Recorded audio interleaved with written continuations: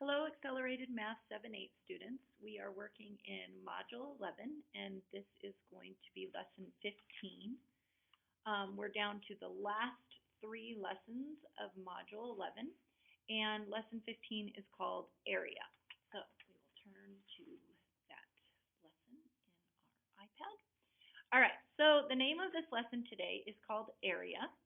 Our goal for today we will learn how to find the area of composite figures. The question that I would want you to be thinking about during this lesson is, what is a composite figure? Things to remember.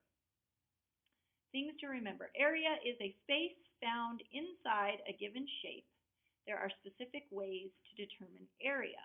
And remember, these are things to remember, so this should be a review for you.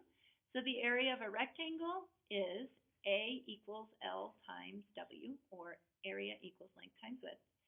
Area of a square is area equals side times side. Okay. Area of a triangle is area equals half the base times the height. And then area of a circle is area equals pi times radius squared. And so those are going to be really, really helpful formulas to have available in your comp book so that when you're working on trying to do composite figures, you can figure it out. So today we will use these formulas to help us find the area of a composite figure. So some of you are probably thinking, what in the world is she talking about when she says a composite figure? Well, a composite figure is actually something that you see right here on this page. What two shapes do you see that make up this overall shape? I would call this a house. But what two shapes do you see that make up the house? Well, I see a triangle and I see a square. Okay, and so it says this is a composite figure. A figure created by two different shapes is a composite figure. So when you have two separate shapes put together to make a new figure, that is called a composite figure. Area is determined by multiplying one dimension by another dimension. We already know that. Length times width, base times height, pi times radius squared. Okay, so you're taking one dimension and you're multiplying it by another. Area is always squared because you multiply two units of length together. Okay, the dimensions for this little house over here are, the dimensions of the square are 1 1/4 inch by 1 1/4 inch. So when I created this using the drawing tools in Microsoft Word, I made it 1 1/4 inch by 1 1/4 inch, and that's what makes it a square. The dimensions of the triangle are 1 1/4 inch, obviously, because it has the same length as the square, but then by 1 inch, that means that it's 1 inch tall. Okay, so that's the dimensions of the triangle. So something that you can use when you're trying to figure out the area of composite figures is you can sometimes use the distributive property. The distributive property is a very helpful tool when finding area of composite figures if they share something in common.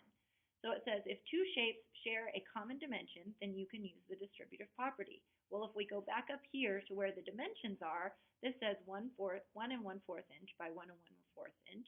This one says 1 1/4 inch by 1 inch. So what we notice is that the triangle has 1 1/4 inch and the square has 1 1/4 inch. Since they have them in common, that would become our factored amount. So if you look at it right here, we have a factored amount of 1 1/4 times 1 1/4 plus 1.